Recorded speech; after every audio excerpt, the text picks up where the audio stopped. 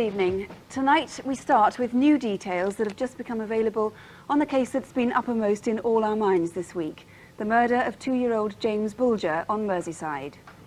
The crime is so shocking not only because James was so young, but because every parent can identify with his mother, who lost sight of him for just a few moments. In the past few hours, there have been several advances in the investigation. A psychologist has helped draw up a profile of whoever did it, and we've new pictures of the two boys seen walking off with James from the Strand shopping centre. Other clues are becoming clear tonight as well. We'll start with that security video picture. The Ministry of Defence has employed the same enhancement techniques that were used during the Gulf War to identify targets. Now, these stills may look a little bit fuzzy still, but they're a huge improvement on the originals. This boy is now fairly recognisable. And just this afternoon, the woman whose child was approached by two boys in that same shopping centre that Friday has picked out these boys from the security videos. Police now firmly believe these are the same two boys who abducted James. It's been widely assumed these two are responsible for the little boy's death, but of course we must keep in mind the possibility that they were trying to help him. In fact, a witness has said that two boys with a toddler asked for directions to a police station. If one of those was you, you don't need me to tell you how important it is that you make contact with the police. You can call us now on 081 811 8181. This lad is between 11 and 12 years old. He's 4 foot 9 inches, slightly chubby although not overweight. He has a roundish face with a small nose and short hair. Note he has a high hairline. He's wearing a black shiny blouse-on style jacket which probably has a satin finish. It has elasticated cuffs, possibly with a motif on the left side. The other boy is slightly older, taller and slimmer. He's about 13, with a longer face and pale complexion. He has short, straight black hair. Witnesses remember his noticeable brown eyes and dark eyebrows. Both boys had Liverpool accents. If you recognise them, please call us. We can now trace with greater certainty the route along which James was taken after leaving the New Strand shopping centre. That was just after 20 to 4 last Friday afternoon. He probably went down Park Street just opposite the centre. Just after 4 o'clock, we cross Hawthorne Road into Oxford Road. These pictures from the security camera at Amek Builders Merchants show 3 girls a short distance behind the boys. Those girls have now been identified. They lost sight of the boys at the top of Oxford Avenue. Then the sightings at the reservoir on Breeze Hill. At about 20 past 4, 3 witnesses saw a toddler. Police are now almost certain it was James, in the company of 2 boys aged between 12 and 14. James was distressed and there seemed to be a slight injury to his forehead. One of the witnesses demanded to know what was going on, and one of the 2 boys said they'd found the child on the embankment. Did you see the 2 boys and the toddler here on Breeze Hill? To help you, we can now show you exactly what James was wearing when he disappeared. His outfit was damaged, part of it was missing, and his mother understandably was too distressed at first to give much detail. But we know that his anorak is multicoloured, in fact, identical to this. It had a fairly distinctive lining, and there's a motif here on the front which says, "Don't cross my way." His tracksuit was silvery blue with, as you can see, white stripes down the side, and he was wearing trainers, white trainers with this black inlay here. And here's a picture of a toddler who was dressed as James was when he disappeared. The next sighting of James is about 3 miles away on Walton Village Road, near St Mary's Church. This is where 2 lads asked a passer-by for directions to the police station. That was about 10 to 5, just over an hour after James went missing. James's body was found on the railway track, which is just a little further along Cherry Lane. A forensic psychologist tonight helps complete the pattern. He's been through the evidence so far and still has work to do to firm things up, but he's convinced that by the time we finish this appeal, somebody watching Crimewatch will have a pretty good idea of who did this to James. As when children occasionally torture animals, this could, he thinks, have been a prank, a ghastly prank that went disastrously too far. Now, if you know a boy who fits the descriptions we've given so far, see if anything that follows also fits. Since Friday afternoon, his behaviour will have changed. He might be agitated or unusually quiet. He may have wanted to stay at home for much of Saturday, which won't be his normal behaviour. He won't appear to be ill or show that he's unhappy. If anything, he'll try to show no emotions at all. He's likely to be withdrawn. but the changes will be marked enough to be noticeable, and not just to his family, but also, if they think about it, to his friends as well. He may be regularly involved in petty crime like shoplifting. He may bunk off school quite a bit and pass away some of his time in amusement arcades, certainly in the shopping centre.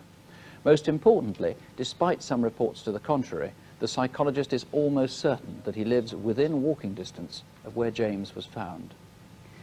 Well, Superintendent Kirby, the boys we've been appealing to, any boys who know something, may be deterred from ringing, especially after seeing the scenes of public anger after Tuesday night's arrests. They might be very frightened. What can you do to persuade them to ring? All I can do is to assure them that if they ring us directly at the incident room, or if they contact through a friend or even a solicitor, a member of their family, I can give them every assurance that we will do everything in our capabilities to ensure there's no repetitions of what took place earlier in the week, and we will look after their identity and make sure nobody's aware of it. And you also need the public's cooperation in that regard too from now on. We do, and certainly that's not been lacking right throughout the inquiry. We've heard what the psychologist had to say. What sort of boys do you think you're looking for? I think what Nick has said covers everything very well. The only thing I would reiterate there is the fact that perhaps their parents are not aware of some of those features, i.e. missing school, stealing, and then going into amusement arcades. But if parents do now identify these features, as distressing as it may be, I would appeal to them to come to us, because there's no doubt that that child needs a lot of care and attention. With the willingness of the public to help, and now with these new pictures, it's hard to believe that you won't find them. Do you think it is only a matter of time now? I've got every confidence with the way that the whole inquiry has been going, and the massive amount of help and assistance that we've had from all sectors of the public within Merseyside, that will achieve that in the end. And obviously it's better for them to come to you rather than the other way round. It is, as we've said right throughout the inquiry.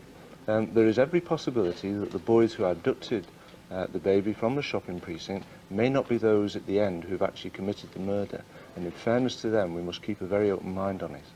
It's been reported that you're widening out the inquiry now, although the psychologist believes they are local lads. Yes, we are widening it out in so much as we're taking it into an area about 3 miles away. But we believe that the identity of the offender will be within that fairly close area. If it's not where they live, it will be friends or relatives. Now, with so much public concern, the danger is here that you're going to get more calls than you can handle. So who exactly do you want to hear from? What are your priorities? It is a problem. We are getting so many calls. All I would appeal, and I repeat what I've already put out before, is if anyone's seen baby James anywhere with these 2 boys, please come forward. If anyone's got any other information whatsoever that they may think could be of assistance, not is, but may be of assistance, again, please come to us. But I think even more importantly, I repeat what I've said before, if there's any parents at all who've got any alarm and concern, they must, and I stress that, must make some effort to contact us. Mr. Kirby, thank you.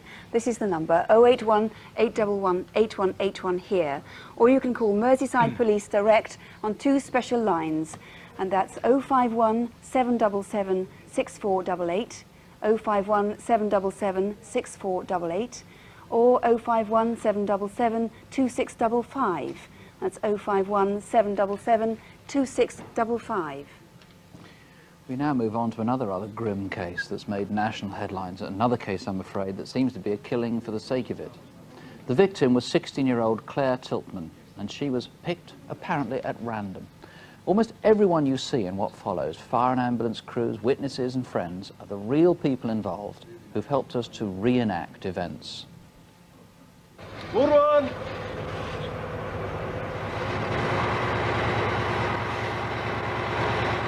In the second floor! Alphabet! She was in the fire brigade, the Duke of Edinburgh scheme, and... She made it quite clear she didn't want a 9 to 5 job. She wanted to go in the fire brigade. Yeah. That was her intention, to go in the fire brigade. No one would change it, you know. She was a lovely kid, you know. It's just such a shame. Claire, she was a good student. She always used to come to the sessions. She was always first here. She had an idea that firefighting was probably going to be what she wanted to do. There are other things within the fire brigade, but she really wanted to be out there fighting fires, possibly driving or even take promotion exams. She was very bright and very intelligent, So I would understand that she could very easily take her leading firefighter's exam and pass, and possibly be in charge of a fire appliance. Claire! You're gonna miss that bus! Okay, I'll be down in a minute. It was the final day of Claire's mock GCSE exams. She'd been sitting school tests for a fortnight and was looking forward to an evening without pressure. Here, drink this. Good luck with that exam. Huh?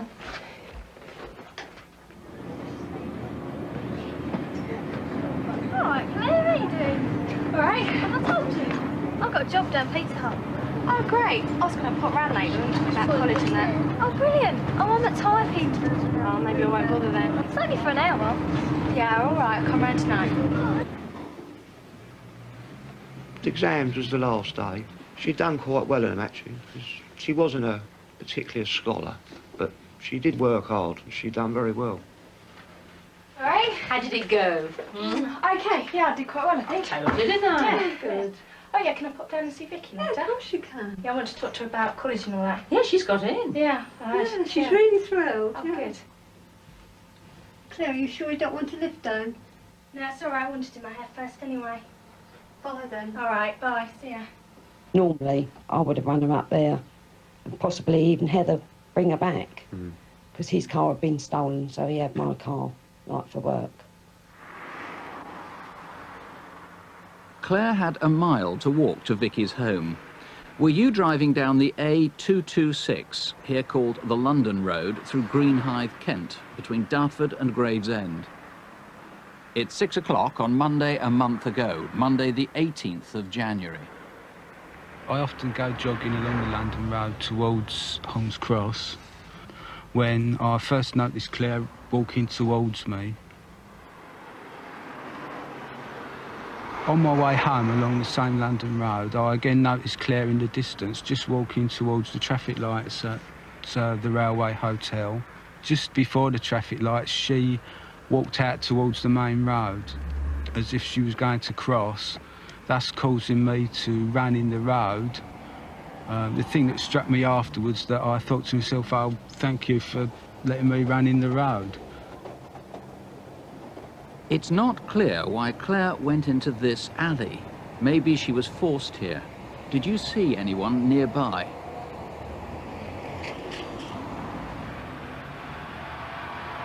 Come down Providence Street, into Station Road, up towards the traffic lights. I see this car was parked in a very stupid place, half on, half off the curb, right on the traffic lights. And then this young girl come charging out this alley. I remember thinking, bloody kids. After hearing on the news about a young girl being killed and everything, I suddenly realised, suddenly dawned on me that that stupid girl who nearly ran on the road last night was Claire Tiltman. About 30 seconds later, Michael Godfrey was turning onto London Road.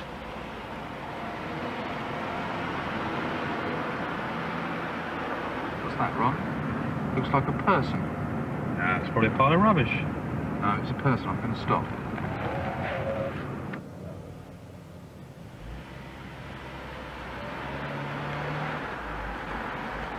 Because she was against a wall, it looked as though it was a hit-and-run car accident. The obvious thing, it's right by a road. Ron, my passenger, went off and got an ambulance. I've used first aid before, but never to that extent. But she just didn't respond. And I continued that until the ambulance arrived, and they then took over.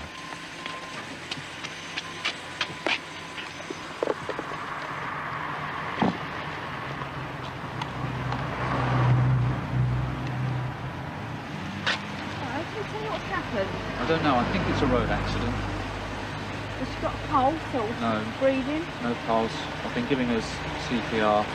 She's not responded, and there's no pulse. Vicky? Oh, hello. It's Linda here. Can you send Claire home? She's not there. Right. OK, I'll try Lisa. Thanks. I'm sure that Claire would have sensed that somebody was with her in that last moment, And I think that's quite important for her family to know that she wasn't on her own, and that she was with somebody and that they were caring for her. I used to play pool. She took an interest in it. All of a sudden, it seemed overnight, she just clicked. They wanted her to go in the competition on holiday, didn't they? But she wasn't old enough. Playing pool, she was brilliant. Regularly beat me.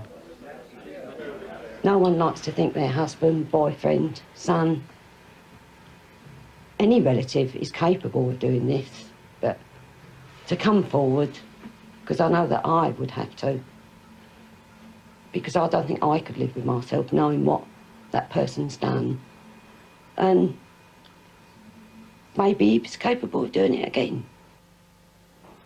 Owen Taylor, that must be your fear. This guy's going to do it again. Yes, it is. This was a particularly savage attack. Claire was stabbed several times with a large knife, and I think there's every likelihood that this person could strike again. It's going to be terribly difficult for anybody who knows the offender, particularly if it is his mum or a girlfriend or somebody, to think it really could be him. I mean, what do you think they should look for? Firstly, does he live in the area, do you think? I think there's, in fact, I'm convinced that the person either lives in the area, has got connections in the area, or has lived in the area in the past. And I'm equally convinced that somebody in that local community knows who this person is or suspects who they are, and I would simply say to that person, can you honestly live with Claire Tiltman's murder on your conscience? And can you live with the thought that this person may well strike again?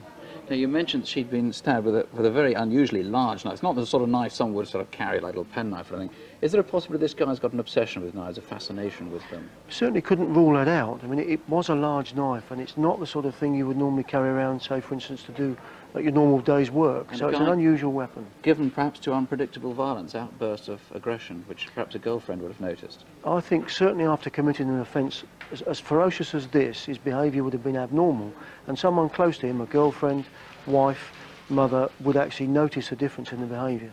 Finally, just very quickly, that car parked so awkwardly at the traffic lights. You've got to find the driver of that, presumably. Very, very important to the inquiry, a very important witness, and we would like that person to come forward. OK, well, if that driver was you, or there's any way that you can help, particularly if you just think there is something there that clicks with someone you know, the number here, 081 811 8181. Alternatively, there's a special incident room which has been set up tonight in Maidstone for Crimewatch calls. Take a special note of the number, please, because the line's already busy here and it may be difficult to get through. The number there is 0622 654 321. Very easy to remember. 0622 is the code for Maidstone, and then 654 321. And now, after last month's photo call, we had one arrest, and in every other case, the police are significantly nearer tracing the people they're looking for. In 2 instances, the trail now leads to countries abroad. With this month's collection of faces now, here are Detective Constable Jackie Hames and Superintendent David Hatcher. Edward Mayer had worked at Securicor for 6 months. On Friday the 22nd of January, he made a routine stop at Lloyd's Bank in Felixstowe. His colleague made the delivery, but when he returned, the van and Mayer had disappeared. Police found the van a few minutes later, a mile away in Micklegate Road. All the contents, £1 million, had gone. We believe this Toyota Previa may be linked to the robbery. It had been stolen 2 months earlier from East London and was discovered further along the coast from the Securicor van. And Edward Mayer's car, this Opel Ascona, was discovered on fire 5 days later in Harlow, Essex. Edward Mayer and his family haven't been seen since. Do you know where they are? Mayer is 37, around 5'9", with a heavy build. He has tattoos on both arms and is a heavy smoker. His common-law wife, Deborah Brett, is 27, with a slim build. Their 3-year-old son, Lee, is also missing. If you can help, please ring. There's a very large reward indeed. Do you know where Delroy Davis is now? Merseyside officers believe he may have information about the murder of 32-year-old Michael Rowledge, who was gunned down outside a shopping precinct in Aintree, Liverpool last October. Davis may also be able to help with an investigation into the illegal importation of £75,000 worth of cannabis resin, which was dropped out of a plane at Tilstock Airport in Shropshire on the 4th of August. Delroy Davis is 35, 6'2", slim and dresses smartly. If you see him, don't approach him. He could be armed. Just let us know immediately if you know where he is now. And can you help us identify this man who 6 months ago went into Barclays Bank in Sudbury Hill? We believe he may have information about a number of stolen cheques. The next day he was back again. The cashier remembers he withdrew money. He had a London accent and staff say he was very plausible. If you know him, please call. Mohammed Ramzan lived in Bradford, but locals haven't seen him since last August. Just over 2 years ago, he set up a business in West Yorkshire offering interest-free loans. People had to deposit a large sum of money for a year to qualify for the scheme. Then, last year, investors became increasingly anxious when they were unable to contact him. £350,000 worth of their money has gone missing. He's 44, around 5'4", with a stocky build. His dark hair is receding, although he sometimes wears a wig.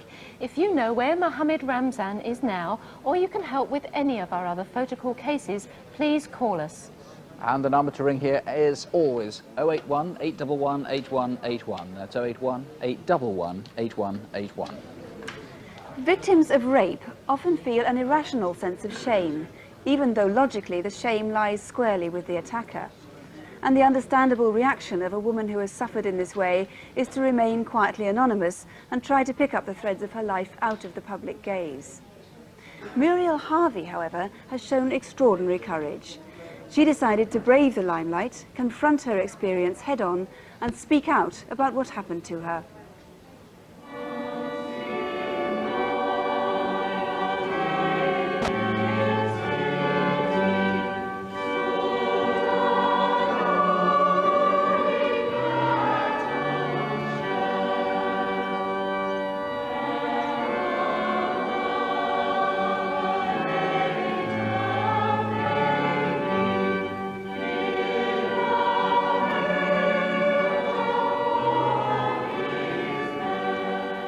I'm a native of Ludlow. I've been back here for the last 30 years. I'm very involved in the community. I've been a magistrate for 21 years. It's a very small, close-knit community. Everyone's a personal friend. Being Christmas Eve, business in this historic old market town in Shropshire was slowly winding down as the festive season began in earnest. Castle Garage in Corve Street, though, was still busy, as people like this local man were filling up with petrol to last over the Christmas break. When I first saw the man, I thought he was looking at the second-hand cars. But as I watched him, I changed my mind. He was stood completely still. I thought it was suspicious. Why stand so still at Cole Garage on Christmas Eve? I went to get some water from the tap. He was motionless. He didn't move a muscle. Inside the garage shop, the security camera shows the man as he comes in to buy a bar of chocolate. This is about 6 p.m. Witnesses remember he was around 30, tall, thin, gaunt-faced, and wearing a very bulky waist-length jacket. And Joseph also went up from Galilee, from the city of Nazareth, to Judea, to the city of David, which is called Bethlehem. St. Lawrence's Church was crammed with people at midnight mass. Others were making their way home from various Christmas celebrations.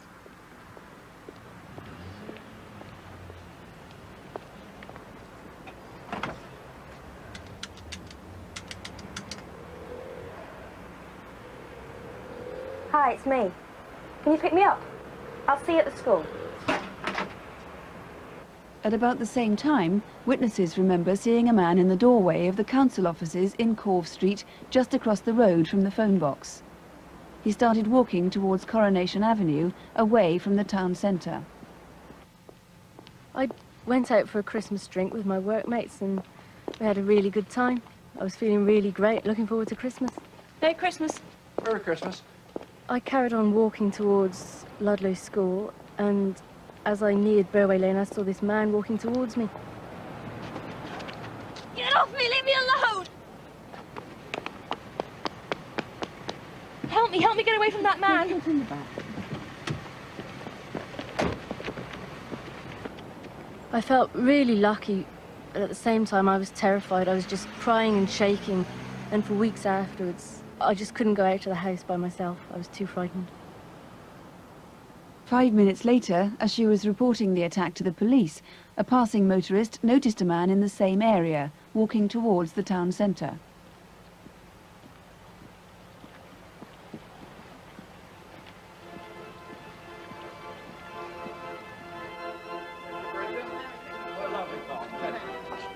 Merry Christmas.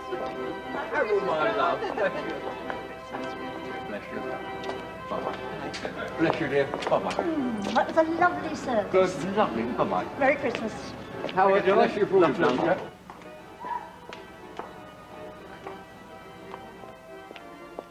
It was about 1:20 when we left the church. I only live about 5 minutes walk away. I went across the square and turned round to look back at the town, quite deserted, and I thought how beautiful it looked. As I went past the buttery, I began to hear the footsteps behind me. Didn't really think anything of it, because I'm used to walking home alone. I've always said that if I couldn't walk home in safety in Ludlow, it would be the end of the world as I know it.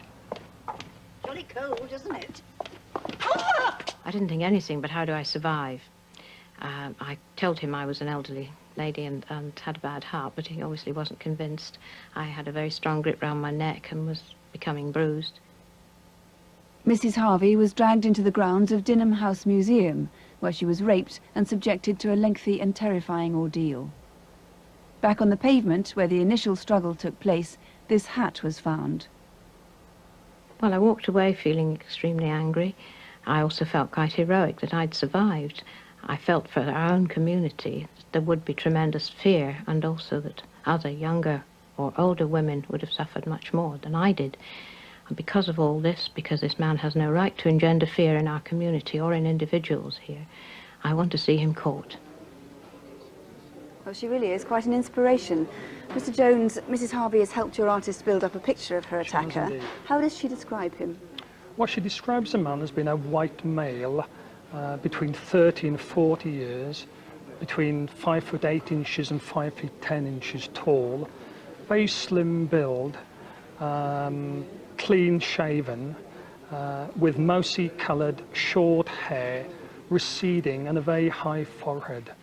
He was actually dressed, had a chunky bomber style jacket on, dark coloured, and a dark coloured scarf. Now, the man who attacked the younger woman earlier on that same evening, he wasn't wearing a hat. Do you think it was the same man? Personally speaking, I do. Bearing in mind that Ludlow is a small market town, and for two incidents such as this to happen on the morning of Christmas morning, so close to each other, I have no doubt whatsoever that both incidents are connected. What about the man at the garage then? He could have been another man again, or do you think he's the same one? Well, it's very difficult to know, bearing in mind that he was seen at the garage some 6 hours before the first incident. But of course he is described quite similarly to the ones described, the man described by our victims. But he was wearing a woolen hat, the man in the garage. And of course, as you're aware, we did recover a woolen hat at the scene of the second offence. We don't know if this is the same hat as the one he was wearing in that security film. We don't. This is the one, or a replica of the one that was found near Dinham House, where Mrs. Harvey was attacked. Yes, it was.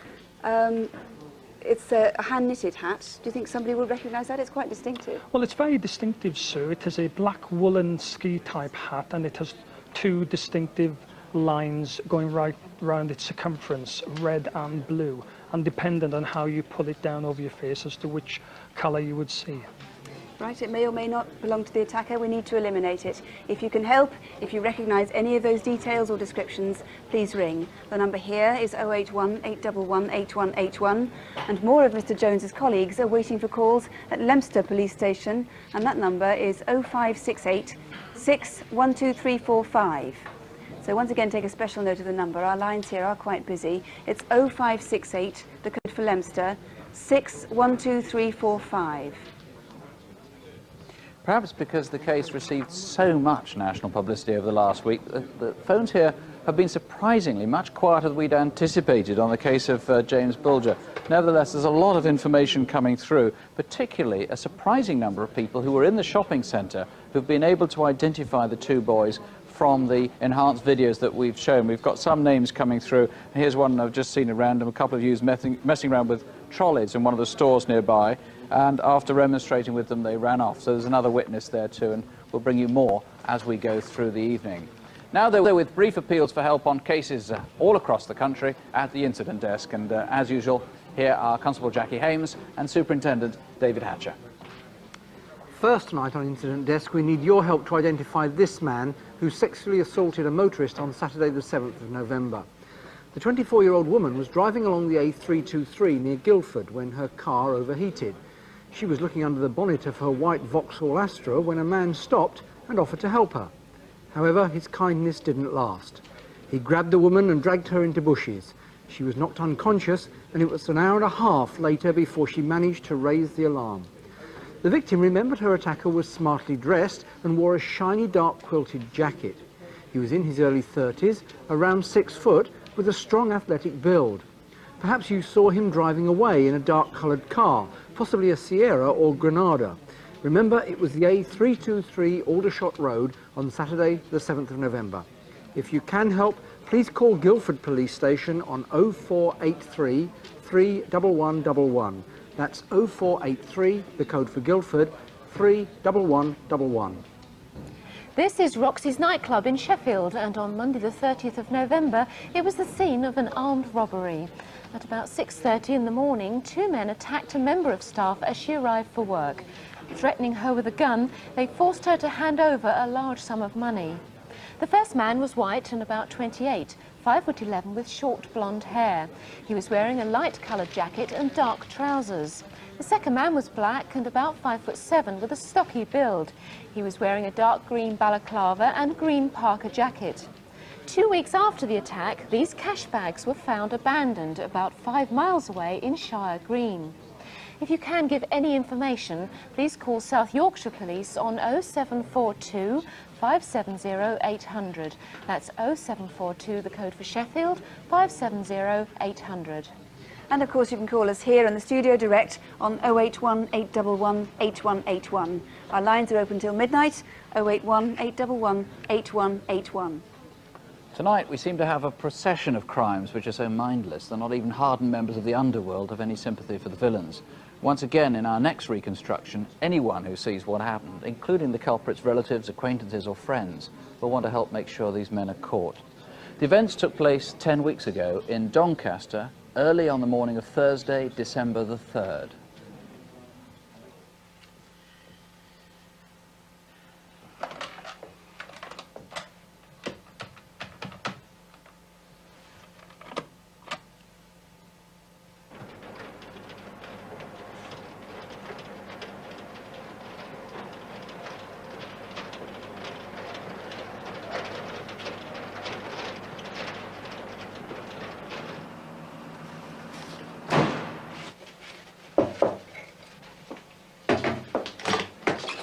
Hello. Sorry to trouble you, love, but do you think I could use your phone? Only mine's out of order. Yeah, of course you can.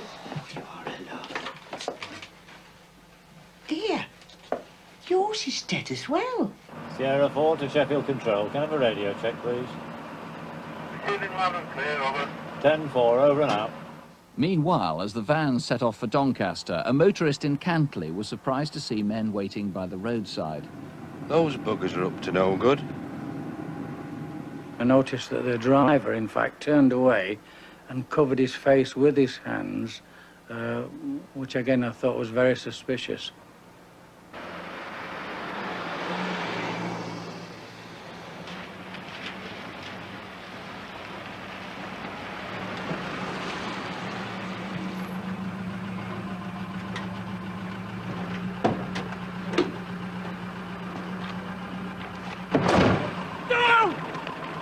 Get down! Open the door! I said open the door!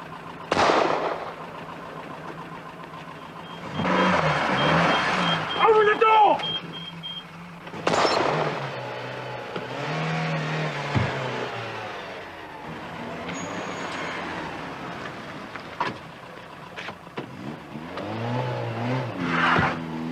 After I was shot, there wasn't an awful lot to think about, other than you know, how fast the blood was pouring out.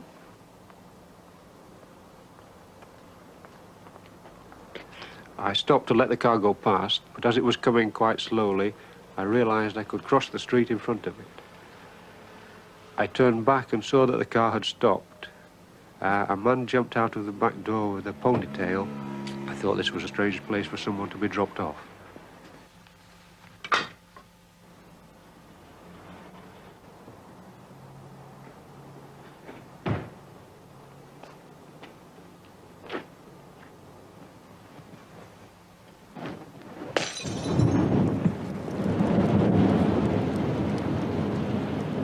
He was stocky, a bit of a beer belly on him.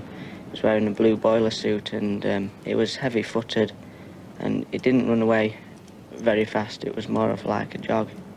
Nor did he run far. He joined his partner in a white Montego.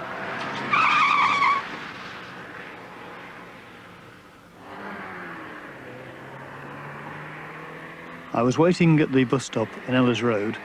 A white Montego flew past me, going at a crazy speed. I thought this was rather insane driving, and then looked towards Bawtry Road and couldn't understand why he had mounted the pavement. Were you in that queue? Do you remember this? Then, by a coincidence, the woman in Bellevue who first noticed that the phones were cut was a witness to the fate of the Montego.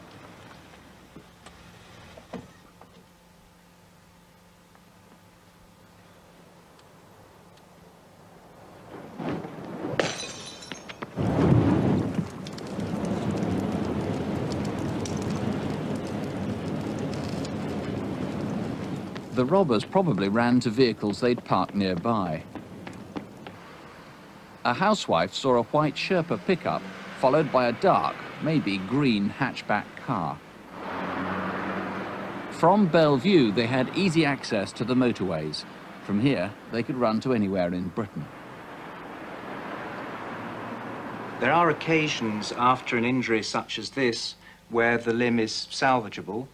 In this particular case, you can see from these lead pellets around the knee joint that the injury to the soft tissue was so catastrophic, leaving him in effect with a foot that had no blood supply, no nerve supply, no feeling, and a foot with no effective muscle to move it.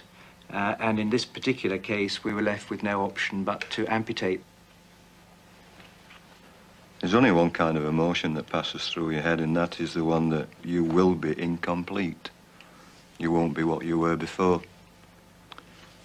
But it's a very odd thing to look at, to see yourself with this odd-looking thing strapped onto you. I wouldn't know these people at all if I ever saw them again.